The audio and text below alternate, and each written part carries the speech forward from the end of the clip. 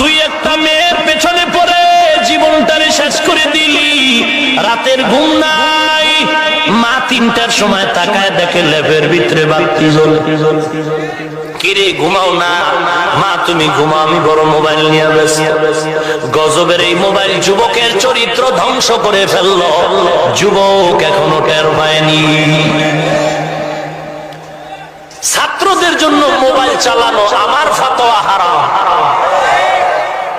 গত মাসে মাদানীনগর চিটাগাং রোড সন্দ্বীপের হযরতের মাদ্রাসা চিনছেন কেউ?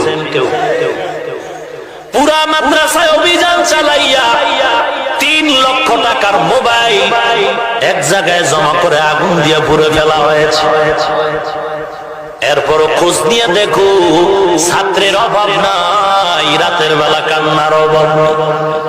কে বলেছে জমিনে কান্না নাই, আমল নাই? বসুন্ধরা যাও, মাদ্রাসায় একটা ভর্তির নিয়ম, ফরম নিয়ে মাথার চুল কাটা লাগবে, নাইলে ভর্তি বাতিল। খবর নেও ছাত্রের অভাব নেই। আল্লাহ তাআলা বলেন যালিকা বিমা আসাউ ওয়া কানু ইয়াতাদুন।